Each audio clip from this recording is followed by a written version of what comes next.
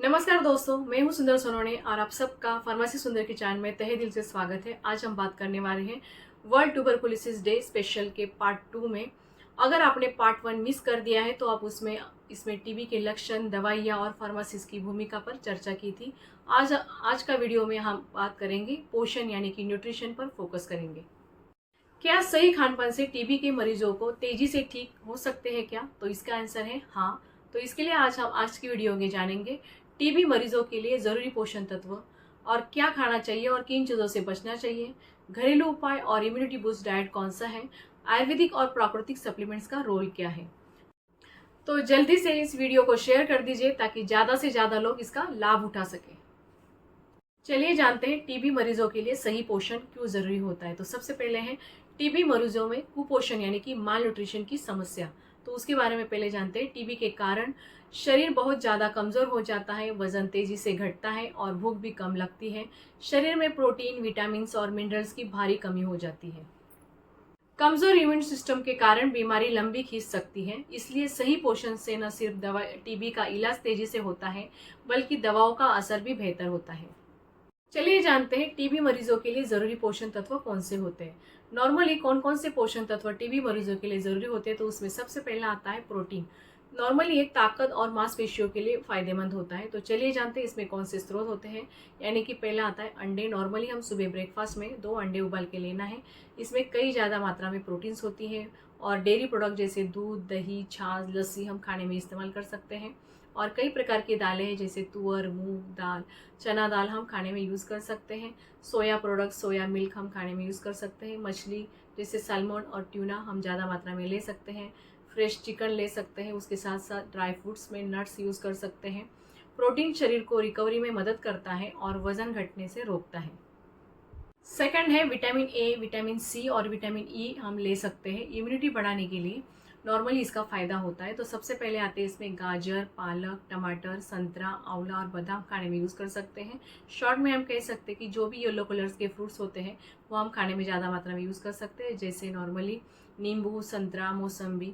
और green colour के fruits जैसे कि आंवला, अमरूद और अंगूर हम खाने में ज़्यादा मात्रा में ले सकते हैं। इसमें विटामिन सी की मात्रा बहुत ज़्यादा होती है और नॉर्मली ये शरीर में एंटीऑक्सीडेंट बढ़ाते हैं और फेफड़ों को भी मजबूत करता है। इसके लिए हमें विटामिन ए, विटामिन सी और विटामिन ई ज़्यादा मात्रा में लेना चाहिए। और थर्ड पॉइंट है आयरन और जिंक हम लेना चाहिए ज़्यादा मात्रा में। नॉर्मली एनीमिया से बचाव के लिए इसका फ़ायदा होता है। हरी पत्तेदार सब्जियां और फल सब्जियां हम खाने में इस्तेमाल कर सकते हैं, जैसे कि पालक, मेथी हम खाने में यूज़ कर सकते हैं। ग्रीन बीन्स हम खाने में यूज़ कर सकते हैं। गुड़ यानी कि जागरी का इस्तेमाल हम ज़्यादा कर सकते हैं। या सूखे मेवे जैसे कि ड्राई फ्रूट्स और नट्स हम खाने में यूज़ कर सकते हैं। टीबी मरीजों में खून की कमी यानी कि एनीमिया हो सकती है, इसलिए आयरन बहुत ज़रूरी है। तो हमें इन चीज़ों से आयरन काफ़ी मात्रा में मिल जाते हैं और जिंक भी इससे बहुत मात्रा में मिल जाते हैं। और पॉइंट है हेल्दी फैट्स। नॉर्मली ताकत और ऊर्जा के लिए यूज़ किया जाता है। देसी घी का हमें इस्तेमाल करना चाहिए। नारियल इलेक्ट्रोलाइट से भरपूर होता है। और मूंगफली यानी कि उसे पीनट्स भी कहा जाता है। अलसी के बीज यानी कि फ्लैक्सीड्स हमें ज़्यादा मात्रा में यूज़ कर सकते हैं और इसमें काफ़ी मात्रा में फैट्स होते हैं जो ताकत और ऊर्जा के लिए फ़ायदेमंद होता है। हेल्दी फैट शरीर को एनर्जी देते हैं और वज़न घटने से बचाते हैं। और फिफ्थ पॉइंट है विटामिन डी और कैल्शियम। नॉर्मली ये हड्डी के लिए यूज़ होता है, जैसे कि डेयरी प्रोडक्ट्स, दूध, दही, छाछ हम खाने में इस्तेमाल कर सकते हैं। इसमें काफ़ी मात्रा में विटामिन डी और कैल्शियम होता है। मशरूम भी हम खा सकते हैं। और नॉर्मली प्राकृतिक स्रोत है जो सूरज की रोशनी, जिसमें हमें विटामिन डी हमारे स्किन के नीचे बन जाता है, तो ये भी एक फ़ायदेमंद होता है। नॉर्मली टीबी की दवाइयाँ हड्डियों को कमज़ोर कर सकती है, इसके लिए हमें ये ज़रूरी है। और नॉर्मली हम डेयरी प्रोडक्ट्स और मशरूम से इसे कवर कर सकते हैं। एक बात याद रखने जैसी मेन है, पहले कि टीबी मरीजों को हर दिन 2000 से 2500 कैलोरी की ज़रूरत होती है, जिसमें शरीर का पूरा पोषण मिल सके। चलिए जानते हैं टीबी मरीजों के लिए डाइट प्लान क्या होना चाहिए। तो सबसे पहले जानते हैं सुबह का नाश्ता यानी कि ब्रेकफास्ट के बारे में। नॉर्मली 1 ग्लास दूध और उसके साथ हम 5 बादाम ले सकते हैं। नॉर्मली बादाम रात को भिगो के रखना है और सुबह उसके छिलके निकाल के खाना है, बहुत फ़ायदेमंद होता है। उसके साथ साथ हम एक केला खा सकते हैं या अंकुरित मूंग या चना अल्टरनेट डे में ले सकते हैं। और नेक्स्ट आ जानते हैं कि दोपहर का खाना क्या होना चाहिए, यानी कि लंच में नॉर्मली हम चपाती या ब्राउन राइस या नॉर्मली साबुत अनाज ले सकते हैं, जैसे कि बाजरा और ज्वार की रोटी हम ले सकते हैं। तो अल्टरनेट डे हम चपाती या ब्राउन राइस ले सकते हैं या बाजरे की रोटी या ज्वार की रोटी ले सकते हैं। उसके साथ साथ हम दाल या राजमा अल्टरनेट डे ले सकते हैं, जैसे कि तुअर दाल, मूंग दाल हम एक दिन ले सकते हैं, दूसरे दिन हम अल्टरनेट डे राजमा ले सकते हैं। हरी भरी सब्जियां, पत्तेदार सब्जियां हम खाने में यूज़ कर सकते हैं, जैसे कि पालक, मेथी अल्टरनेट डे हम यूज़ कर सकते हैं। उसके साथ साथ सलाद यूज़ कर सकते हैं, जैसे खीरा और ककड़ी, टोमेटो, बीट, गाजर हम खाने में इस्तेमाल कर सकते हैं। दही और छाछ भी दोपहर के लंच में ले सकते हैं।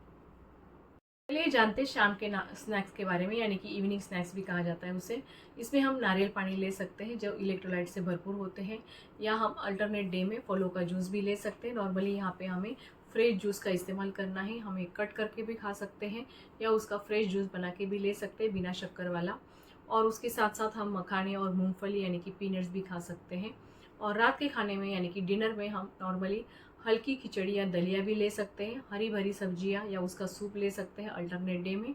और 1 चम्मच घी हमें इस्तेमाल करना है, ये हमारी स्किन के लिए भी बहुत फ़ायदेमंद होता है।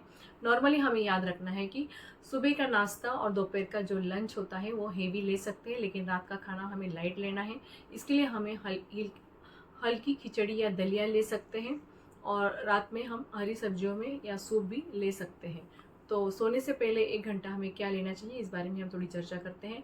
नॉर्मली हम रात को 1 घंटा सोने से पहले हल्दी वाला दूध यानी कि गोल्डन मिल्क भी कहा जाता है तो ले सकते हैं। उसके साथ साथ हम नॉर्मली अदरक और इलायची भी ले सकते हैं, जिसमें हमें ये पेन रिलीवर का भी काम करता है। उसके साथ साथ सर्दी खांसी में भी आराम देता है। और दूसरा अल्टरनेटिव है, हम नॉर्मली गुनगुने पानी में शहद मिलाकर ले सकते हैं। टीबी मरीजों को दिन में 5-6 बार खाना खाना चाहिए ताकि शरीर को लगातार पोषण मिलता रहे।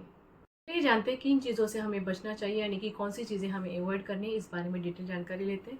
सबसे पहला है जंक फूड, यानी कि फास्ट फूड हमें टोटली अवॉइड करना है, जैसे कि समोसा, बर्गर, पिज़्ज़ा। नॉर्मली ये हमारे शरीर को कमज़ोर कर देते हैं, इसके लिए हमें इसे अवॉइड करना बहुत इंपॉर्टेंट है। उसके साथ साथ हमें कोल्ड ड्रिंक्स और कैफ़ीन भी अवॉइड करना है, जैसे कि चाय और कॉफ़ी में ज़्यादा मात्रा में कैफ़ीन होता है। नॉर्मली हमारे इम्यूनिटी को ये कमज़ोर कर देता है, इसके लिए हमें चाय और कॉफ़ी ज़्यादा नहीं लेना है।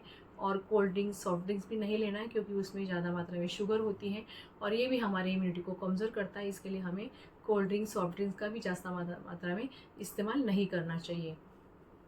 थर्ड है, ज़्यादा मीठा और प्रोसेस फूड हमें नहीं लेना है, जैसे कि पेस्ट्री, चॉकलेट्स और बिस्किट से हमें बचना है।